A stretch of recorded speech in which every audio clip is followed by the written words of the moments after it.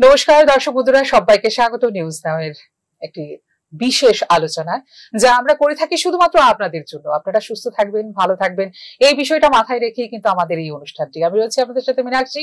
আজকে আমাদের আমন্ত্রণে যিনি রয়েছেন আমাদের স্টুডিওতে, তিনি হলেন ডক্টর দেবলীনা গঙ্গোপাধ্যায়। উনি consultant medical and হেমাটো oncologist. Ma'am, আপনাকে স্বাগত। আপনাদের জন্যই শুধু আমাদের এই চিন্তা ভাবনা, এবং ডক্টরদের সঙ্গে আলোচনা করলে আপনাদের অনেক প্রশ্ন থাকে, আমাদের মেইল করেন, আপনারা আমাদের প্রোগ্রাম থেকে কমেন্টও করেন। তো সেই হিসেবে আপনারা আপনাদের কমেন্ট কিন্তু ছেড়ে যাবেন, প্রশ্ন রাখবেন, আমরা আবার চিন্তা করব অন্য কোনো ডাক্তারের সঙ্গে আমরা কথা বলতে পারি কিনা। ম্যাম, প্রথমেই জানবো আপনি কেমন আছেন? বেশ ভালো আছি, আশা করছি আপনারাও সবাই ভালো আছেন। আপনার সঙ্গে যে বিষয়টা নিয়ে কথা হবে আজকে, সেটা হলো লিম্ফোমা বিষয়টা নিয়ে আমরা কথা বলবো। আসলে এই লিম্ফোমা ওয়ার্ডটাই আমার কাছে কেমন লাগছে, এটা কি? তো actually September lymphoma awareness month. তো পুরো অ্যাওয়ারনেস এর মানেটাই এইটা কি, মানে পিপল শুড নো কি লিম্ফোমা কি জিনিস। দেখুন, আমাদের শরীরে একটা লিম্ফ্যাটিক সিস্টেম থাকে, এটা আমি জানি না সবাই জানেন কিনা বা শুনেছেন কিনা। তো লিম্ফ্যাটিক সিস্টেম অনেকটা ভিনাস চ্যানেল সিস্টেমের মতন। তো লিম্ফ্যাটিক সিস্টেমের মধ্যে আমাদের কিছু মেজর অর্গান পড়ে, যেমন কি খুব কমনলি আমরা শুনি টনসিল। তো tonsil is a part of lymphatic system. Tonsil, তারপর আমাদের যতগুলো নোড আছে, হ্যাঁ, আমাদের এখানে গলায় কিছু নোড থাকে, বগলে নোড থাকে, ঠিক আছে, এইখানে নোড থাকে, এই নোড গুলি, তারপরে স্প্লিন, তারপরে বোন ম্যারো, থাইমাস, হ্যাঁ, এই জিনিসগুলো লিম্ফ্যাটিক সিস্টেম। লিম্ফ্যাটিক সিস্টেমের কাজ কি? লিম্ফ্যাটিক সিস্টেম শরীরের এক্সট্রা ফ্লুইড গুলো ক্যারি করে। যেমন আমাদের যত ভিনাস সিস্টেম আছে, সেখান থেকে সবসময় ফ্লুইড লিক হতে থাকে। এই ফ্লুইড গুলো পায়ের থেকে পুরো বডির থেকে নিয়ে চলে আসে আর হার্টে দেয়। এইটাই লিম্ফ্যাটিক সিস্টেমের কাজ। লিম্ফ্যাটিক সিস্টেমে এই যে গ্ল্যান্ড গুলো আছে, এর মধ্যে থাকে লিম্ফয়েড সেলস। লিম্ফয়েড সেল মানে যেটা শরীরকে ইমিউনিটি দেয়, WBC যেটাকে আমরা বলি। তো অনেক লিম্ফোসাইট, নিউট্রোফিল এগুলো থাকে। তো এইগুলো আমাদের সাহায্য করে যে কোনো ইনফেকশনের এগেনস্টে লড়ার জন্য, যেটাকে আমরা ইমিউনিটি বলে থাকি। যখনই কোনো ইনফেকশন হয় দেখবেন গ্ল্যান্ড ফুলে যায়। অনেকেই জানেন, আমার একটু সর্দি কাশি হয়েছে তো গ্ল্যান্ড ফুলে গেছে, টনসিল বেড়ে গেছে। তার মানে কি? তার মানে শরীরে কোনো ইনফেকশন হলে এই যে লিম্ফ নোডের মধ্যে যে লিম্ফোসাইট গুলো আছে, যে ফাইটিং সেলস গুলো আছে, এগুলো বাড়ে। এগুলো বেড়ে জার্মস গুলোকে কিল করে, ব্যাকটেরিয়ার এগেনস্টে কাজ করে। তো lymphatic system is a kind of defence system in the body. তো এই লিম্ফ্যাটিক সিস্টেমের মধ্যে যখন ক্যান্সার হয়, তার মানে এই সেলগুলো অ্যাবনর্মালি প্রলিফারেট করতে শুরু করে, অ্যাবনর্মালি বাড়তে শুরু করে। মানে ইউজুয়ালি ওগুলো আবার কমে না, মরে না, সেখান থেকেই লিম্ফোমা আসে। তো লিম্ফোমা আমরা এটাকে বলি হিম্যাটোলিম্ফয়েড ম্যালিগন্যান্সি। হ্যাঁ, তো এই যে লিম্ফোসাইট গুলোর যে ম্যালিগন্যান্সি হচ্ছে, এটাকে লিম্ফোমা বলে। লিম্ফোমা ঝুঁকির কারণগুলি কি কি? আচ্ছা, ম্যাক্সিমাম ক্ষেত্রেই অ্যাকচুয়ালি কারণ খুঁজে পাওয়া যায় না, কিন্তু কিছু লিম্ফোমা ডাইরেক্ট ভাইরাল ইনফেকশনের জন্য হয়ে থাকে। যেমন কি এপস্টিন বার ভাইরাস। এপস্টিন বার ভাইরাস থেকে অনেকবার হজকিন লিম্ফোমা বলে একটা রোগ আছে, সেটা হয়, ঠিক আছে। তারপরে HIV, হ্যাঁ, HIV যাদের অলরেডি মানে একটা ইমিউনো কম্প্রোমাইজ স্টেট, সেগুলোতে লিম্ফোমা হয়। যাদের অটো ইমিউন ডিজিজ থাকে, আপনারা শুনেছেন না, রিউমাটয়েড আর্থ্রাইটিস, জোগ্রেন, এগুলো যাদের থাকে, তারাও মানে লিম্ফোমা, তাদেরও দেয়ার মোর প্রেডিসপোজড, মানে ওদেরও লিম্ফোমা হতে পারে। কিন্তু ম্যাক্সিমাম টাইমে কোনো কারণ পাওয়া যায় না লিম্ফোমার। একটা ইন্টারেস্টিং নাম বললেন যে হজকিন্স লিম্ফোমা। এটা কি? অ্যাকচুয়ালি নানা ধরনের লিম্ফোমা হয়। তো যেমন তার অনেক টাইপ থাকে, যেমন একটাকে বলা হয় হজকিন লিম্ফোমা ব্রডলি, আর একটাকে বলা হয় নন হজকিন লিম্ফোমা। এগুলো কেন ডিভাইড করা হয়? কেন ট্রিটমেন্টটা পুরোটাই ডিফারেন্ট। তো যখন আমরা ডায়াগনোসিস করি, যখন লিম্ফোমার ডায়াগনোসিস হয়, তখন এইভাবে রিপোর্ট আসে কি এটা হজকিন লিম্ফোমা, এটা non Hodgkin lymphoma. Non Hodgkin লিম্ফোমারও অনেক টাইপ, সাব টাইপ থাকে। তো ট্রিটমেন্ট ওইভাবে ডিভাইড হয়ে যায়। আচ্ছা, এই লিম্ফোমার সাধারণ লক্ষণগুলি কি কি?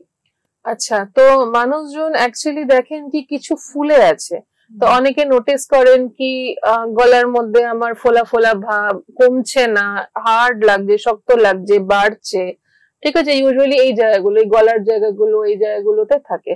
তার সঙ্গে বগলেও এমন হতে পারে, ঠিক আছে, ঠিক ওই দুই থাইয়ের মাঝখানেও এমন হতে পারে, পেটের স্প্লিনটা ফুলে যেতে পারে। তো এগুলো হলো যেগুলো আপনি ছুঁয়ে বুঝতে পারবেন, ঠিক আছে, জিনিসটা বাড়ছে, কমছে না, পেনলেস হয়, পেনলেস, খালি ফোলা থাকবে, 1 মাস চলে গেল, 2 মাস চলে গেল, কমছে না, আস্তে আস্তে বাড়ছে, ঠিক আছে। তো দ্যাট শুড স্ট্রাইক কি কিছু একটা অ্যাবনর্মালিটি আছে। আচ্ছা, তার সঙ্গে কিছু সিমটম থাকে, ওগুলোকে বলা হয় বি সিমটম। বি সিমটম মানে হলো আনইনটেনশনাল ওয়েট লস, মানে আপনি হয়তো জিম করছেন না, খাওয়া দাওয়া কন্ট্রোল করছেন না, কিন্তু অটোমেটিক্যালি ওয়েট লস হচ্ছে। হ্যাঁ, মানে সেটা আমরা বলি কি 10% body weight loss in 6 months, মানে 6 মাসের মধ্যে অতিরিক্ত ওয়েট লস হওয়া। মানুষে বুঝতে পারে কেমন কাপড় ঢিলে হয়ে যায়, মহিলারা বলে আমার ব্লাউজ ঢিলে হয়ে যাচ্ছে, ঠিক আছে, এইভাবে বোঝা যায়। তার সঙ্গে হয় মানে নাইট সোয়েটস, মানে রাত্রিরে হঠাৎ করে ঘাম হচ্ছে, এত ঘাম হচ্ছে যে বিছানা ভিজে যাচ্ছে, ঠিক আছে। তার সঙ্গে হয় ফিভার, জ্বর। হ্যাঁ, সে জ্বর এসেই যাচ্ছে, কমছে না, অ্যান্টিবায়োটিক খাচ্ছে লোকে, ঠিক হচ্ছে না, ঠিক আছে। এইগুলি মানে অনেকবার লিম্ফোমার লক্ষণ হয়ে থাকে। যেগুলি শনাক্ত কিভাবে করা হয়? তো যখন কেউ আমাদের কাছে আসে যে আমার গ্ল্যান্ড ফুলে আছে, জ্বর হচ্ছে, ওয়েট লস হচ্ছে, তখন আমরা সাসপেক্ট করে থাকি কি এইটা আমাকে কোনো অ্যাবনর্মালিটি, ইনফেকশনও হতে পারে, লিম্ফোমাও হতে পারে, ঠিক আছে। ডায়াগনোসিস শুধুমাত্র তখনই করা সম্ভব যখন আমরা ম্যাটেরিয়ালটাকে নিয়ে বায়োপসি করব। বায়োপসি মানে হলো যেখানেই ফুলে আছে পুরোটা বের করে মাইক্রোস্কোপের তলায় দেখা কি এটা কি জিনিস। তো যতক্ষণ না বায়োপসি হবে লিম্ফোমার ডায়াগনোসিস করা যাবে না, ঠিক আছে। তো অনেকবার আমরা লিম্ফোমা সাসপেক্ট করে বায়োপসি করি, দেখি কি টিবি বেরোচ্ছে। আচ্ছা, ঠিক আছে। তো সব একই রকম দেখতে হয়, যে আমি সিমটম গুলো বললাম সেটা টিবিরও লক্ষণ, তো অনেকটা একরকম ভাবে প্রেজেন্টেশন করে। তো আমাদের প্যাথোলজিস্ট তারপরে ওটা এক্সামিন করে রিপোর্টটা দেয় কি এইটা লিম্ফোমা, এটা এর টাইপ। অনেক তার উপরে আইএইচসি স্টাডি, মলিকুলার স্টাডি করতে হয়, তার অনেক সাব টাইপ আছে, ওই সাব টাইপটা জানার জন্য। লিম্ফোমা শুনলেই তো মানুষ বলে ক্যান্সারের কোনো একটা বিষয়। এটা এক ধরনের ক্যান্সার। অ্যাকচুয়ালি ক্যান্সার মানে কি, যে কোনো সেল বেড়েই চলেছে শরীরে, সে আর মরছে না, সেটাকেই তো ক্যান্সার বলা হয়। তো লিম্ফোমার ক্ষেত্রে ওই লিম্ফোসাইট গুলো, অ্যাবনর্মাল লিম্ফোসাইট গুলো প্রলিফারেট করছে, ফুলে যাচ্ছে, মরছে না, এটা এক ধরনের লিম্ফয়েড ক্যান্সার বলতে পারেন। তো এই যে রোগটা, এই রোগটার কি মানে কোনো নিরাময় যোগ্য নাকি? না, হ্যাঁ, লিম্ফোমা ফরচুনেটলি মানে ক্যান্সারের অনেক ক্যান্সার থাকে, তো তার মধ্যে লিম্ফোমা টিপিক্যালি খুব ভালো প্রগনোসিস, মানে ট্রিটমেন্ট করলে কিওর রেট অনেক বেশি। লিম্ফোমা এমন একটা রোগ যেটা স্টেজ 4 এও কিওরেবল। সাধারণত আমরা কি জানি কি স্টেজ 4 এর ক্যান্সার নাকি কিওর হয় না, হ্যাঁ, কিন্তু লিম্ফোমা এমন একটা রোগ যেটা স্টেজ 4 হলেও কিওর করা সম্ভব। 4th stage lymphoma 50 to 60% of the times curable, তার মানে 100 জনের মধ্যে 50-60 জন একদম রোগমুক্ত হয়ে যাবেন যদি চিকিৎসা করেন, ঠিক আছে। 1, 2, 3 তো কিউরেবল ডেফিনেটলি, যত আর্লি স্টেজ হবে কিউরেবিলিটি তত বেশি। আর্লি স্টেজে মানে স্টেজ 1, স্টেজ 2 তে cure rate are as high as 90%।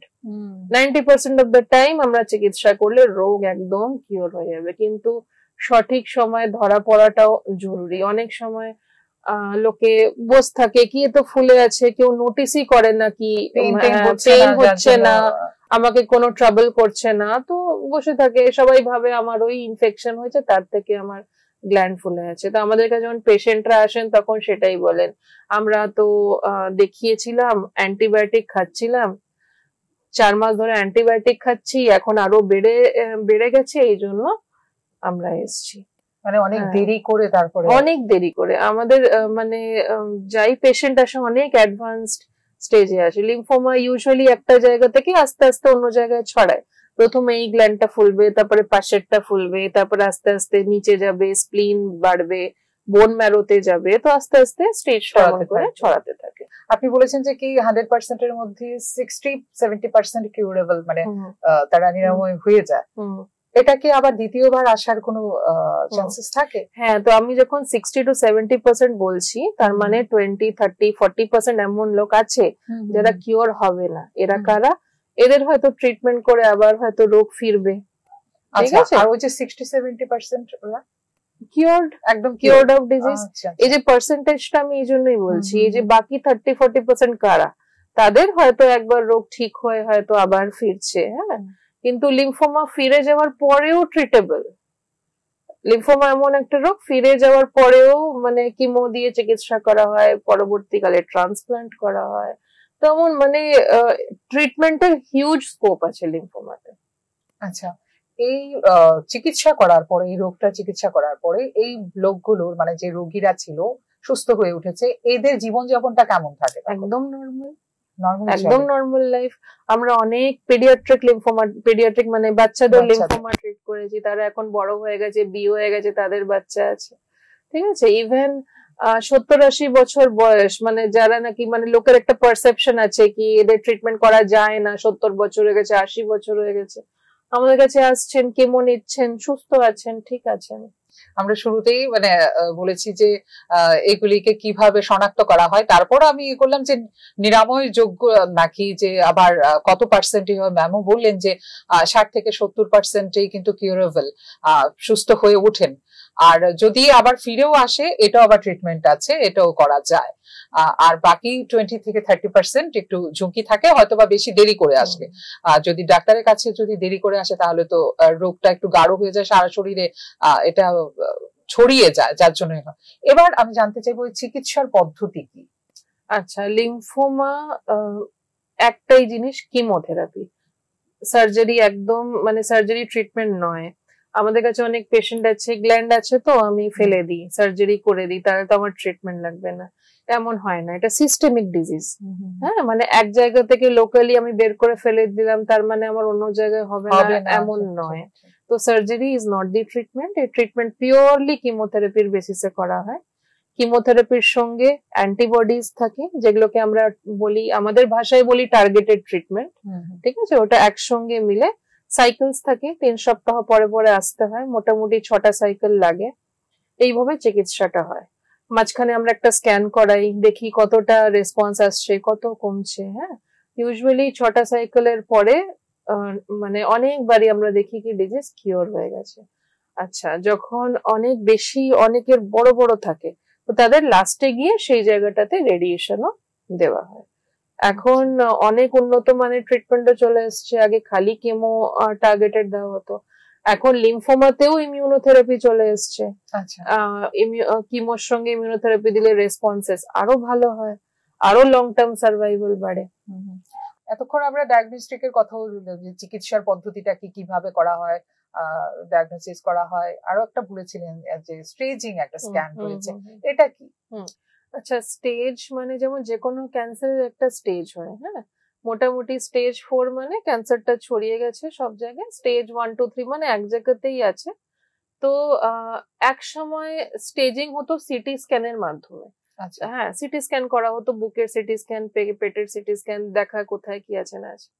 এখন লিম্ফোমার জন্য বেস্ট স্টেজিং স্ক্যান হলো পেট সিটি। এটা কি?